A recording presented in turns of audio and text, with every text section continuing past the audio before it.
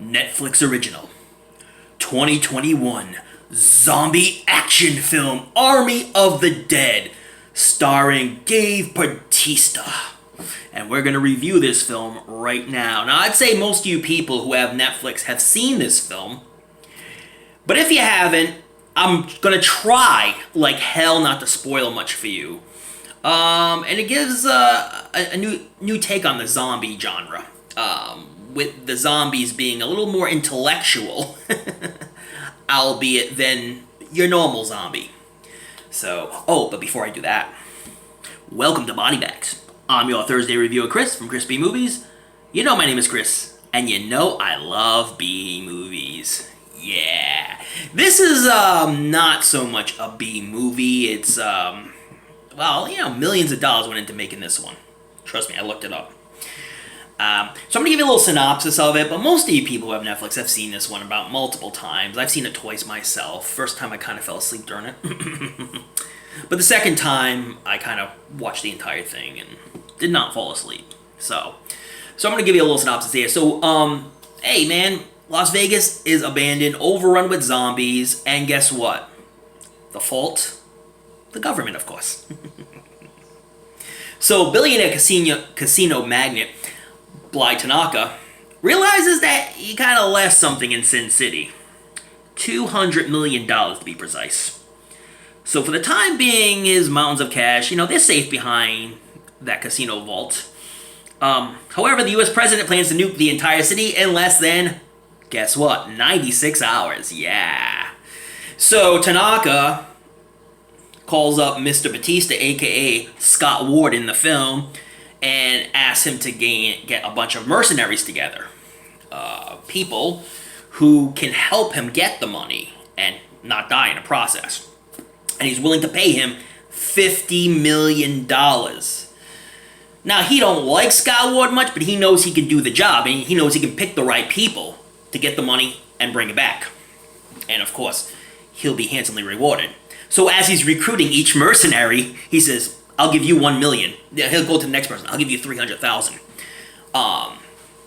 Kind of divvying up the money as to how much they can do and how much they're able to, do the job and not die in the process. And be able to get the money and be able to get everybody safely. And of course, kind of pick people he trusts and kind of knows. And knows what their skills are. There is one dude that they pick, played by Theo Rossi, and you know him from Sons of Anarchy, Bert, and he plays the biggest jerkweed ever. I mean, he is such a jerk, but they pay him handsomely, let's just say. Let's just say he puts his blood and guts into the whole deal. So basically, Scott can't refuse this offer, and of course, there's zombies everywhere. And as time runs out, will they be able to return from Vegas in one piece and rich? Do you think they all come out making it? Do you think nobody dies in this film and they all go in, they get the money, and they bring it back and nobody's unscathed? Well, you're wrong if you think that. Because this is a big, epic film. This film is 2 hours and 25 minutes. Tends to overwhelm and stay just a little bit. It does. It didn't really need to be that long. There's some scenes that are kind of draggy, but the zombies are really, really cool in this film. And the opening scene is friggin' fantastic. But I'm not going to ruin it for you because you need to watch this one for yourself. But the zombies, I love the zombies in this film. I think they're very well done. I think the zombie makeup and effects was outstanding in this film. And I think Batista, for being a pro wrestler, did an admirable job in this film. He knew what he was working with, so he did an admirable job, and so did basically the entire cast. Also, Tig Notaro is in this, who's a famous stand-up comedian, and she was in this film as well. And she played a really good role. I really liked her role in this one. And Ella Purnell and Ana de la Reguera are all great in this film. The cast is really good in this film. And knew what they were getting themselves into and just had fun playing the role, so... But, Batista plays the big Arnold role, and does a very admirable job, like I say. So, It's a zombie film. It's an epic film. It's an adventure film. It's a lot of action and guns and explosions and people dying and zombies dying and people you like die, people you don't like die. So it's definitely not different than anything you've ever seen.